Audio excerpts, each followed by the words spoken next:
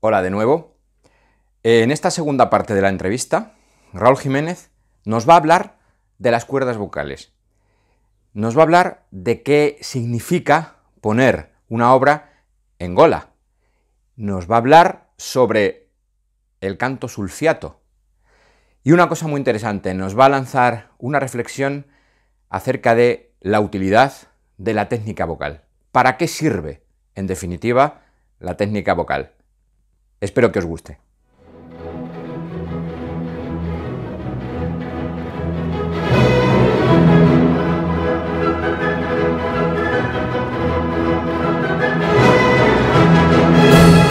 Lo más interesante de tu pedagogía es que eres uno de estos maestros de canto que habla de las cuerdas vocales, porque hay muchos maestros de canto que no, olvídate de las cuerdas vocales, no pienses en las cuerdas vocales, solo coloca el sonido aquí o colócalo ahí o lo que sea.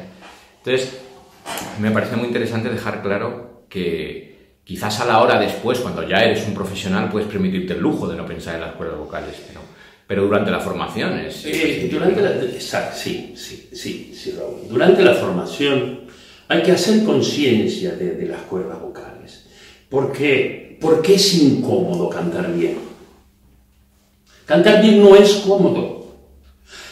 Después que aprendes a cantar, te das cuenta de que estás pasando por una pequeña incomodidad, pero se transforma en comodidad.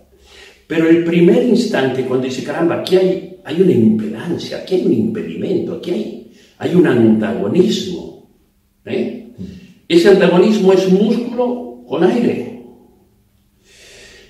Las notas que existen, o el texto que existe, es neuromuscular. El trabajo lo aprende el cerebro.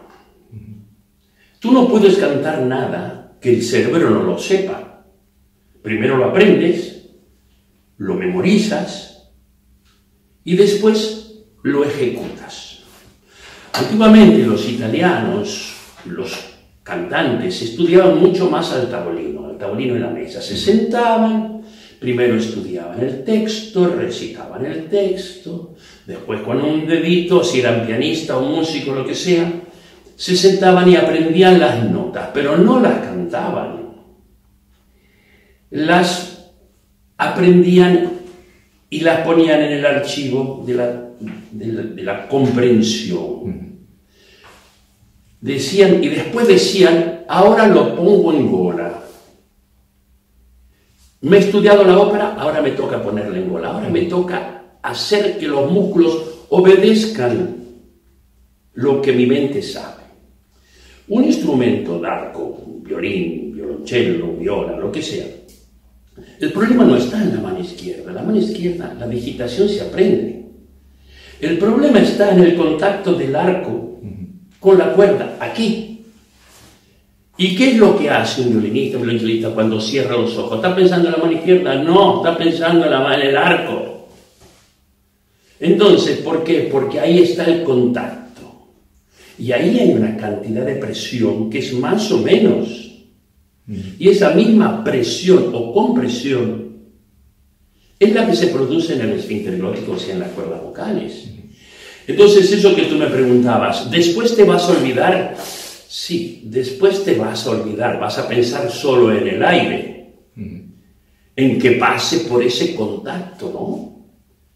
Pero no puedes liberar un sonido. Hay muchos maestros, con todo respeto, que dicen, canta libre, no pienses, canta libre. Pero si vas a liberar un sonido, lo has puesto en prisión antes, porque no puedes liberar nada que no esté en prisión. Primero lo has imprisionado, lo has puesto dentro de una cosa que está comprimida. ¿Cuánto? Lo que sea. No hay que ponerlo mucho, pero hay que ponerlo en una prisión, hay que meterlo dentro de una bombona. Y después, a través de una valvulita, dejarlo salir. No empujarlo, dejarlo salir, liberarlo. Ese es el canto sulfiato. Claro, a mí esto me interesa mucho porque digamos que dentro de las cosas diferentes que te pueden decir unos maestros u otros, ¿no? Hay un punto de vista que es, yo pregunto, ¿no? ¿El aire lo liberas o lo soplas a través de las cuerdas, ¿no? Y te encuentras con muchos que dicen como tú lo liberas y otros que te dicen que soplas. Sí, está bien, está bien. Lo que no puedes soplarlo es pensando en un tubo. Porque ahí cometes el error de soplar el aire donde las cuerdas vocales no encuentran la lozanía, no encuentran el justo equilibrio.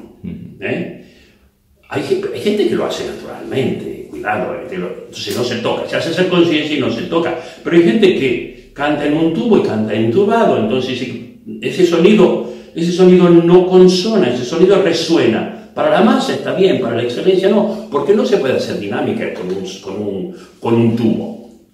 No hay dinámica, no puedes hacer un acento, no puedes puntar, no puedes hacer el canto. Y si lo haces un poco genéricamente. No puedes hacer todo lo que está escrito en la partitura, todo lo que está escrito. ¿Para qué es una técnica?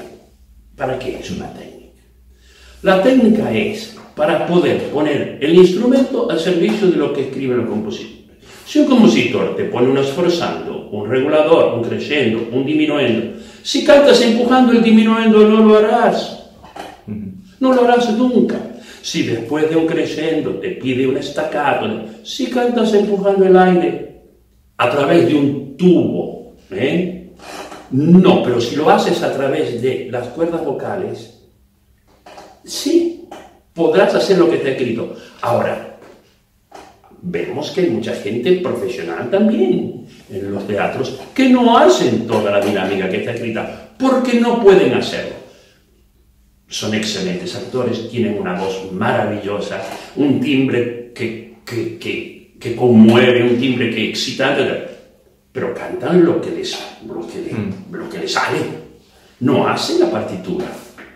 Y entonces hay tantas otras virtudes en este profesional, es musical, es músico, hay tantas otras cosas que suplen la falta de servicio a la partitura.